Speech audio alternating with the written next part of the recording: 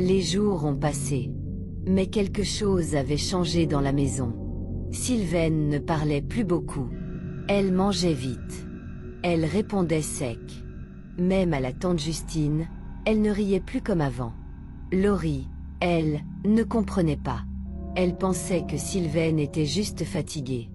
Elle continuait de faire ce qu'elle faisait d'habitude.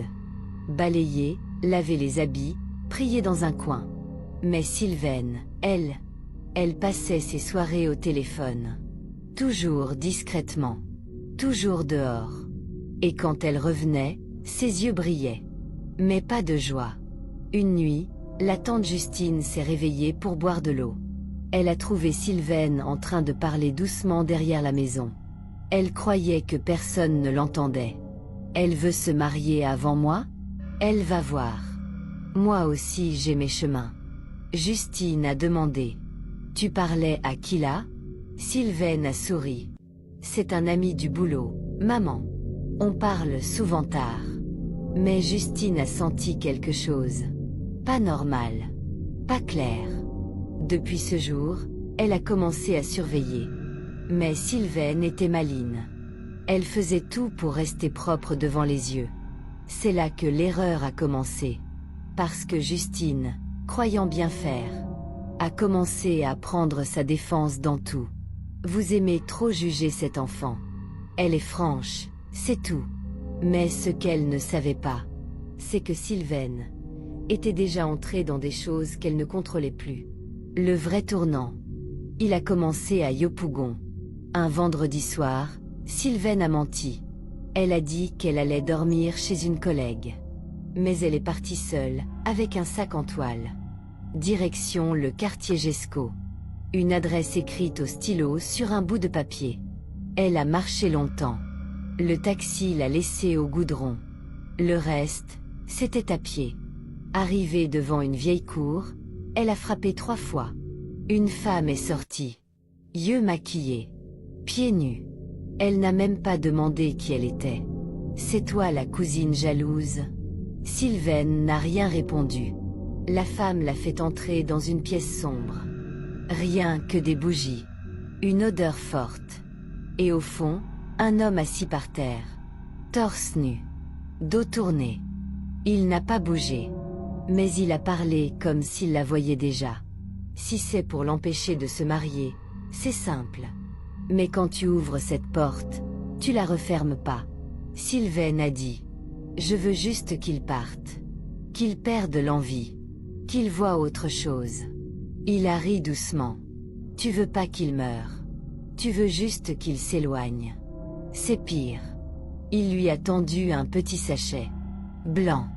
Lourd. Bien noué. Tu vas mettre ça dans ses habits. Juste avant qu'elle sorte avec lui. Tu vas verser ça dans sa chaussure gauche. Le reste dans son sac. Et tu dois répéter 3 fois, qu'il ne la voit plus jamais. Sylvaine a pris le sachet. Ses mains tremblaient un peu. Mais elle a hoché la tête. En sortant, la femme à l'entrée l'a regardée. Tu sais, ce genre de choses, ça revient toujours. Sylvaine n'a pas répondu. Le lendemain, elle est rentrée à la maison comme si de rien n'était. Elle a salué tout le monde. Elle a même aidé à faire la vaisselle. Elle riait fort. Elle racontait des histoires. Mais dans la nuit, elle a attendu que Laurie dorme. Et elle a fait exactement ce qu'on lui a dit. Chaussure gauche. Robe du dimanche. Et dans le sac, entre 2 papiers, le dernier peu de poudre. Le matin, Laurie s'est levée. Elle chantait comme d'habitude. Elle a mis sa robe. Ses chaussures. Et quand Fabrice est arrivé pour la chercher, il a dit une phrase que personne n'attendait. Je suis pas à l'aise aujourd'hui. Je sais pas pourquoi, mais je préfère rentrer. Depuis ce jour-là, Fabrice a commencé à changer. Plus de messages. Plus de je suis en route. Plus de prières à 2. Laurie attendait. Elle ne disait rien à la tante.